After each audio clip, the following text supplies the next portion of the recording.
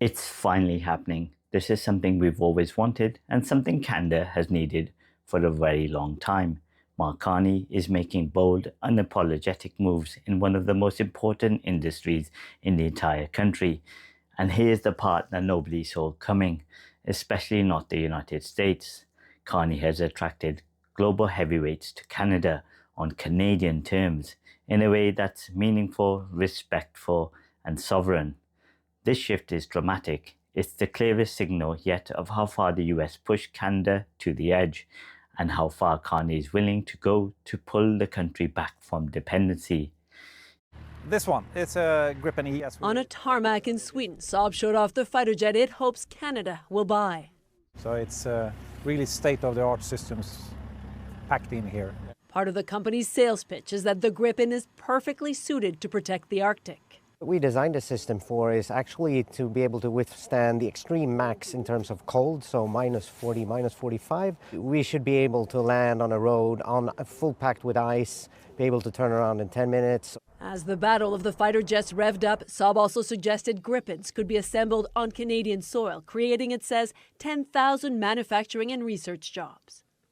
Every once in a while, something happens so suddenly, so unmistakably that it feels like real change, a hinge moment that reshapes the relationship between two nations for a generation. That's what we're witnessing right now, and if we rewind just a few years, none of us expected Washington's grip to loosen this fast.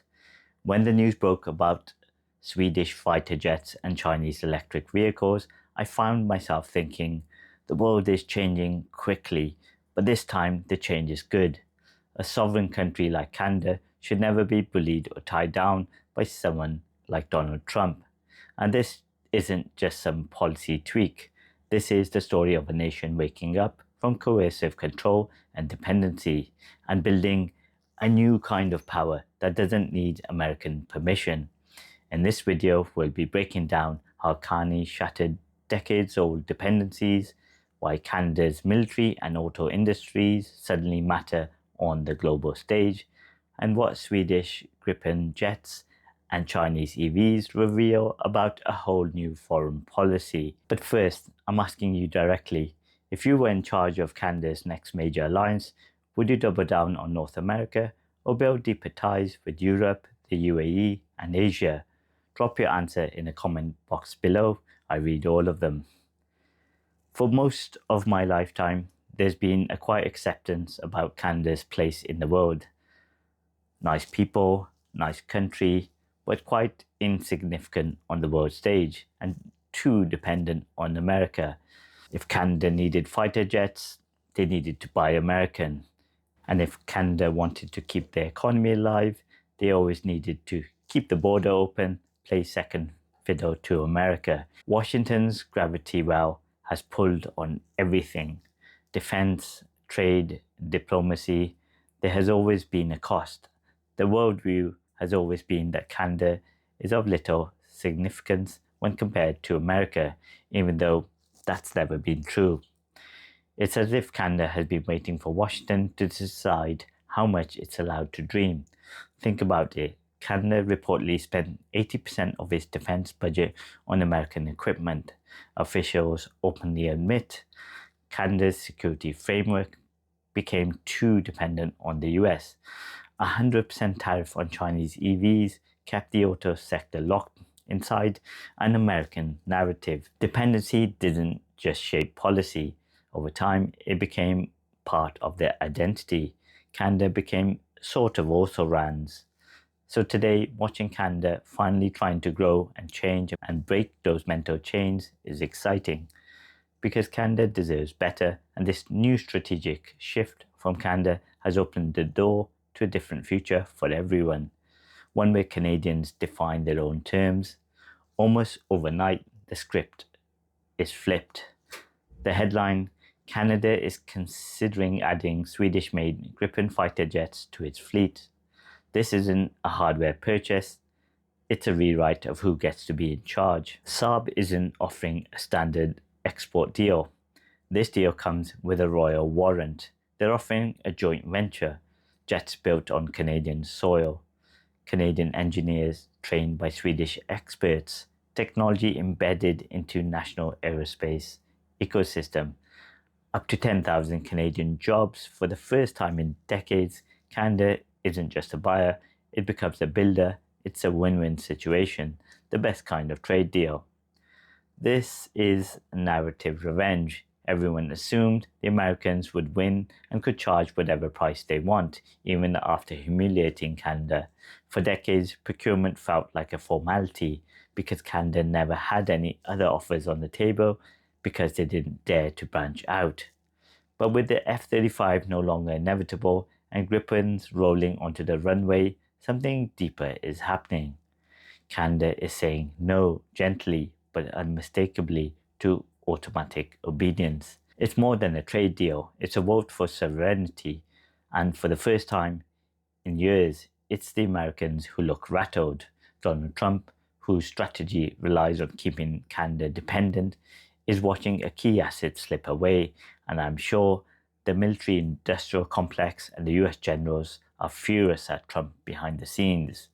Who knew defense procurement could be this exciting? While all the eyes were on the military deal, something just as seismic was happening across the Pacific. After years of frozen relations, China placed Canada back on its list of approved tourist destinations. And that's not all. There is credible talk that Beijing will lift its punishing tariffs on Canadian canola, a move that could rescue thousands of livelihoods. And here's a plot twist. This didn't happen under any other Canadian Prime Minister of recent decades because they always followed the script sent from America. However, it did happen after a 40-minute face-to-face meeting between Carney and President Xi Jinping.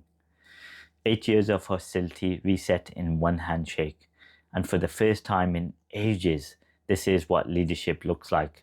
Not theatrics, just calm strategy and long-term diplomacy. China's shift isn't just about canola or tourism, of course, equally important. It's about opening a door nailed shut since the Meng Wanzhou crisis. And the question a critical thinker must ask is, who loses when Canada finally has more options? Who gets nervous when the monopoly breaks? This is a sovereignty story, the story of a nation stepping out of a shadow. Now, here's the part that blows the ceiling off the story. China is signaling that if Canada wants those tariffs lifted, it should reciprocate in the auto sector. Translation: Chinese EVs, cheaper, faster, more advanced on Canadian roads. This would end decades of American dominance in the Canadian auto industry. Why is this huge? Because China makes 40% of the world's EV exports. They dominate battery supply chains. Their manufacturing costs are miles ahead. This is the moment the US auto lobby has dreaded for years. Suddenly, Canadian consumers get real choices. Prices come down. American leverage collapses. Trump loses one of his favorite pressure points. Canada is now seriously considering scrapping its 100% tariff on Chinese EVs, a barrier designed purely to preserve US-centric trade. And beneath all of this, strategic excitement. Carney's diversification strategy is about opening more doors, not fewer. Yes, there is risk. Re-engaging China angers Washington. Balancing between great powers is a high wire, but the facts remain. Dependency has a cost, and for the first time in a generation, Canada is ready to pay the price for something bigger. No longer playing second fiddle, it is growing, leading, building alliances based on mutual respect, alliances that finally reflect the long-term needs of the Canadian people. This is what we've wanted for years, and now it's finally happening. Let me know in the comments. Your insights help shape the videos I make. You're watching Modern Economics, independent, factual, and unapologetically on the side of Canada and democracy. Subscribe to stay informed as we cover the stories shaping Canada's place in the world. Drop your thoughts below. I read every single one because this isn't just a channel, it's a community. And together we're building a place where reason still matters, truth still counts, and democracy still has a voice. I'll see you in the next one.